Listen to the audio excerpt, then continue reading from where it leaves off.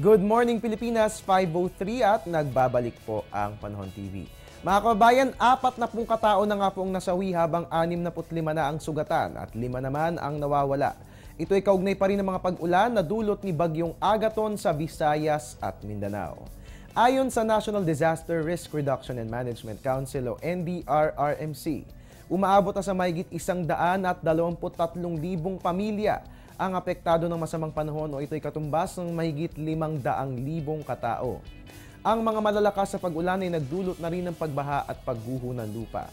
Sa kabuuan, 14 na kaso na ng landslides ang naitatala, habang 6 ang flooding incidents at 2 ang maritime incidents sa Regions 8, 10, 11 at Caraga at ganun din sa ARMM. Dahil sa mga walang tigil na pag-ulan, umapaw na ang Saug River sa Asuncion, Davao del Norte at umapaw rin ang Libuganon River sa Kapalong, Davao del Norte at ganun din ang irrigation dams sa Aragon at Barangay Taytayan sa Katiil, Davao Oriental. Apektado rin ng masamang panahon ang mga bahay at infrastruktura ng ating mga kababayan. Umabot na sa mahigit 700 bahay ang nasira at 21 tulay naman ang nasira kasabay ng 52 daanan. Umabot na sa mahigit 300 milyong piso ang naitatalang danyos dulot ng nasabing bagyo. Sa kasalukuyan nananatiling nakaalerto ang NDRRMC kasama ng iba pang local government units para magbigay tulong sa mga kapwa nating naapektuhan ni Bagyong Agaton. At mga kababayan, at this point, atin na po nga alamin na magiging lagay ng ating panahon. Ito nga bang si Bagyong Agaton, patuloy bang lalakas ito? At ito ba'y maglalandfall sa ating bansa? At kailan nga ba ito tuluyang lalabas ng Philippine Area of Responsibility? Ang mga kasagutan ihahatid sa atin ni Pag-asa Weather Forecaster Fernando Cada. Good morning, Mr. Cada. Good morning din sa iyo, Hari, at magandang umaga rin sa ating mga taga-subaybay ng Panahon TV. Alright, Mr. Cada, ano na po ba yung exact location ni Bagyong Agaton? And also, gaano po ba kalakas ang hanging taglay nito at anong pagkilos o track po ba ang tatahakin ng nasabing bagyo? Sa ngayon, halos nakikita natin na ganun pa rin ang kanyang paggalaw, yung kanyang halos stationary, pero bahagyang nagbago yung kanyang track o yung kanyang direction. So makikita natin dito na almost itong bagyo ay almost stationary at yung kaulapan niya ay bumababa dito sa may area ng Southern Mindanao. Ang kilos niya ngayon ay south-southwest. So ibig sabihin yan, yung ating ina-expect na landfall kahapon dito sa may area ng Surigao provinces ay hindi na natin inaasahan at posible na dun sa may southern tip ng Davao del Sur ang halos ang magiging posisyon ng pagtama nitong ating bagyong si Agaton sa kalupaan. At taglay pa rin niya ang hangin na 55 km per hour kaya categorize pa rin siya na isang tropical depression. Alright mga kabayan, narinig nga po natin si Pag-asa Weather Forecaster Fernando Cada. Inaasahan nga po natin na ito'y hindi na po maglalandfall dahil nga po yung kanyang pagkilos ay south-southwest. Ibig sabihin, ito po'y papalayo sa kalupaan. At Mr. Cada, nauna nga po nating nalaman kahapon na yung activity nitong high pressure area ang dahilan kaya mabagal ang pagkilos ni Bagyong Agaton. Sa ngayon po ba patuloy pa rin ba itong naiimpluwensyahan ng galaw nitong high pressure area itong si Bagyong Agaton? Yes, tama ka dyan, Hari. Yung kahapon na pinakita natin, yung tinatawag natin na mapa, yung analysis natin ng isobar o yung mean sea level pressure. So yun yung isang dahilan pa rin kung bakit nakaka-apekto pa rin sa paggalaw at napakabagal na pagkilos nitong bagyong si Agaton. Makikita natin halos ito yung high pressure area na lumalakas pa siya at patuloy na bumababa. Makikita natin itong araw na ito na talagang itinutulak pababa itong tinatawag nating kulay pulang linya. Ang tawag natin dyan ay yung ridge o ng high pressure area at ito yung posisyon o yung close isobar ng bagyong si Agaton. At dahil nga patuloy na lumalakas itong high pressure area ay patuloy na bumababa at talagang halos nagbabago yung direksyon niya pababa. Kahapon halos southeast, ngayon south-southwest. Pero nandun pa rin siya sa may area na kung saan ay halos hindi gumagalaw ang pinakamposisyon nitong bagyong si Agaton. Alright mga kabayan, narinig po natin si Mr. Cada, patuloy nga pong nakaka-impluwensya dito kay Bagyong Agaton ang paggalaw nitong high pressure area na nasa labas ng ating bansa.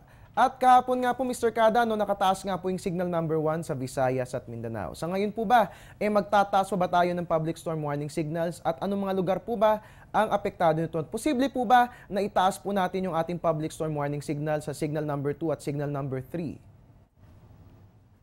Sa ngayon, di na natin inaasahan na magkaroon tayo ng public storm warning signal number 2. Makikita natin dito sa ating mapa, nandyan pa rin po yung pag-igting ng ating tinatawag na hanging amihan o yung pong ating northeast monsoon. Sa ngayon, nakataas pa rin ang public storm signal number 1. Wala na po tayo sa Kabisayan. Ang public storm signal number 1 na lang po ay nakataas dito sa Mindanao. Particular pa rin dito sa may Surigao del Norte, kasama pa rin ang Siargao Island, ang Surigao del Sur, ang Dinagat Province, Agusan del Norte, Agusan del Sur, Davao Oriental at Compostela Valley. Inaasahan pa rin yan na may mga pagbugso ng hangin na between 30 to 60 km per hour at may mga pag-ulan. Andyan pa rin ang possibility ng mga tinatawag nating landslide at yung pong mga pagbaha. Alright, Mr. Kada, may posibilidad pa po ba lumakas itong si Bagyong Agaton? Kasi nabanggit nyo na patuloy ito na i-impluensyahan itong northeast monsoon natin, no? At given na meron silang interaction itong dalawang northeast monsoon, no? Posible pa po bang lumakas itong si Bagyong Agaton bilang isang tropical storm? O mas posible po ba na humina ito at mag-dissipate eventually? Base sa ating analysis, dahil napakalakas nga ng ating hanging amihan na nakita natin dun sa ating wind map. So, ang nakikita natin, posibleng nandyan na lang na categorized na tropical depression at sa mga susunod na araw, kung ito ay tatama nga sa kalupaan yung ating nakikita na kung hindi man, pero kung tatama ay dito sa may Davao del Sur at nandyan yung ating inaasahan na pagiging LPA nito, subalit magbibigay pa rin ito ng mga pag-ulan. Hindi na tayo magtataas ng public storm warning signal number 2 base sa ating analysis ngayon, pero patuloy tayong magbabantay at magmamonitor. Alright, at Mr. Kada, ito dagdag kaalaman lang po ngayong umaga, no? Kasi bumabangon pa lamang yung Visayas mula kay Bagyong Yolanda at ngayon naman inulan naman sila, no, dahil kay Bagyong Agaton naman po yan. Sa ngayon po ba, dahil recovering pa lang ang Visayas at heto na naman ng mga walang tigil na pag-ulan, masasabi po ba nating prone ang kanilang area sa landslides? Ano po bang dahilan kung bakit itong walang tigil na pag-ulan ay nakapagdudulot ng landslides? Yes, isa sa mga disaster o hazard na ating tinatawag ay yung landslide o pagguho ng lupa. Maraming dahilan kung bakit nagkakaroon tayo ng landslide. Unang-una, kung halimbawa, kung magkakaroon tayo ng lindol, may landslide din yun. Pero dahil meron tayong weather system na tinatawag, katulad nitong isang bagyo, ito nakikita natin sa larawan na yan, isang typical na example ng pagguho ng lupa. Nagkakaroon ng landslide kung meron tayong weather system katulad ng bagyo o sama ng panahon dahil halos marami ang pag-ulan. At pag marami ang pag-ulan, halos nasasaturate ang lupa. Nagkakaroon ng maraming moisture. At hindi nakakayanan ng lupa, lalong-lalo na kung yung lupa na malapit sa gilid ng kabundukan, ikokonti ang puno. At yun yung nagiging dahilan ng pagbaba ng mga bato, ng mga putik o yung tinatawag nating landslide. At dito sa Kabisayaan, meron tayong history na talagang nagkakaroon ng landslide. Kung matatandaan natin, halos nung February 17, 2006, yan yung halos hindi natin makakalimutan sa Ginsa-Ugon, Southern Leyte, na kung saan marami ang namatay. Nasa 1,000 mamamayan na dulot yan na walang tigil na pag-ulan, lalo na yung mga estudyante nung time na yan, nagkaroon ng pagguho ng lupa dyan at landslide. At dahil nga doon, ang ating mga kinakaukulan, lalo na ang MGB o under ng DENR, yung Geoscience Bureau, nagpalabas sila at gumawa ng tinatawag nating hazard mapping sa landslide. At yun ang magiging isang magtulong para na kung saan malaman ng mga kababayan natin kung ano bang lugar dyan sa Kabisayaan ang prone sa landslide. Kaya kailangan iba yung pag-iingat. Katulad ngayon, meron tayong binabantayan na bagyong si Agaton. Alright, at Mr. Kada, ito yung pinaka-aabangan po ng lahat itong kasagutan sa tanong na ito. Kailan na po ba natin tuluyang maaasahan ang paglabas si Bagyong Agaton sa ating bansa? At kailan na nga babubuti yung lagay ng ating panahon? Sa ngayon, dahil napakabagal ng pagkilos nitong bagyong si Agaton, kung halimbawang si Agaton ay talagang magdidrip dito sa may timog, dito sa may area na Mindanao, lalo na dyan sa may Davao, Davao del Sur, at ito ay tatama sa kalupaan. At dahil malamig na masyado ang temperatura, dahil nga po sa ating hanging amihan, ay halos gaganda na ang panahon sa mga susunod na araw. Nakikita natin na hindi pa ito lalabas sa Philippine Area of Responsibility hanggang sa araw ng Martes. At dahil doon, bababa ang kanyang track, yung kaulapan niya ay halos ninipis na rin at magkakaroon na gradual improved weather condition ang mga kababayan natin sa Kabisayan. Pero sa Mindanao, nandiyan pa rin po yung mga pag-ulan.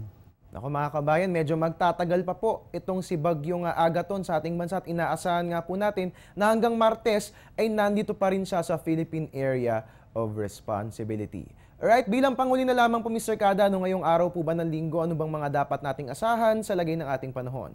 Pakilahad naman po sa amin yung nilalaman ng 5 AM weather forecast ng Pag-asa at ganun din po, paalala po para sa ating mga kabayan, especially sa mga tatamaan po ng mga pag-ulan na dulot ni Bagyong Agaton. Sa ngayon sa ating pagtaya ng panahon, patuloy ang pag-iral ng tinatawag nating hanging amihan dito sa malaking bahagi ng Luzon. Actually, dito nga sa Metro Manila, nakapagtala tayo na malamig na temperatura na 17.5 kahapon. At kung mapapansin natin sa madaling araw at gabi, malamig na hangin ang ating nararamdaman. Dahil patuloy na pag-iral ng ating hanging amihan, kaya ang malaking bahagi ng Luzon kasamang Metro Manila, bahagyang kaulapan lamang ang ating mararanasan. At dito naman sa apektado ng bagyong si Agaton, nandiyan pa rin po yung mga katamtaman hanggang sa kung minsan ay malakas na mga pag-ulan at posible pa rin po yung tinatawag nating landslide at yung pong mga flash flood. Ang natitirang bahagi naman po ng Kabisayan, lalong-lalo na dun sa may Western and Central Visayas, gayon din po sa malaking bahagi ng Mindanao na kung saan walang nakataas na public storm warning signal, asahan po nilang mga pulupulong mga pag-ulan at mga pagkulog-pagidlat. Alright, maraming salamat po. At mga kabayan, atin nga pong nakapanayam si Pag-asa weather forecaster Fernando Cada. At mga kabayan, nabanggit nga po kanina ni Mr. Cada, naranasan po natin sa Metro Manila kahapon, 17.5 degrees Celsius. Imagine that, napakalamig na po niyan, And having said that, ating alamin ang aasang lagay ng temperatura sa buong bansa para sa araw na ito. Unahin po natin sa Luzon. Sa Puerto Princesa nga po mataas ang ating aasang temperatura. Meron tayong 23 to 30 degrees Celsius at fair weather ang ating mararanasan, habang sa Baguio po mababa naman ang ating temperatura. Meron tayong 11 to 21 degrees Celsius. Puntahan po natin ang Visayas, sa Iloilo at Bacolod at ganun din sa Metro Cebu, mataas ang ating temperatura. Meron tayong 22 to 28 degrees Celsius at magiging maulan pa rin ang ating panahon, habang sa Tacloban po mababa ang temperatura. Meron naman tayong 22 to 24 degrees Celsius. At bilang panghuli sa Mindanao, partikular sa Metro Davao, mataas pong temperatura. Meron tayong 24 to 30 degrees Celsius. Makaasa tayo ng maulang panahon dahil nga po nandyan pa rin sa vicinity itong si Bagyong Agaton, Habang sa CDO o Cagayan de Oro ay mababa ang ating temperatura. Meron tayong 22 to 29 degrees Celsius at magiging maulan din po ang ating panahon. Ngayon naman, ituloy-tuloy po natin ang pagsilip sa lagay ng panahon sa selected areas ng ating bansa. Rojas, mataas po ang temperatura. Meron tayong 24 to 28 degrees Celsius. Ganun din sa Dumaguete, habang mababa naman sa Calapan, meron tayong 20 to 26 degrees Celsius. Susunod naman sa Dipolog, mataas din po, 23 to 30 degrees Celsius. At sa Surigao po, mababa naman ang aasahang temperatura. Meron tayong 22 to 25 degrees Celsius. At mga kabayan, dahil nga po walang tigil ang mga pag-ulan na dulot nito ni Bagyong Agaton, mahalagang malaman ang rainfall warning na inilalabas ng Pag-asa. Panoorin po natin ang napapanahong kaalaman.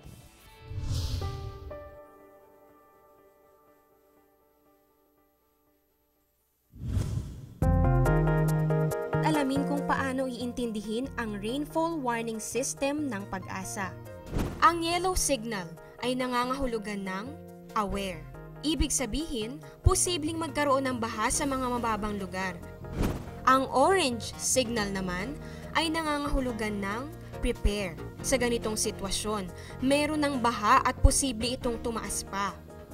Ang red signal ay nangangahulugan ng take action. Higit pang tataas ang baha at dapat nang lumikas ang mga residente. Tandaan ang kahulugan ng rainfall warning system bilang gabay sa susunod na pag-ulan.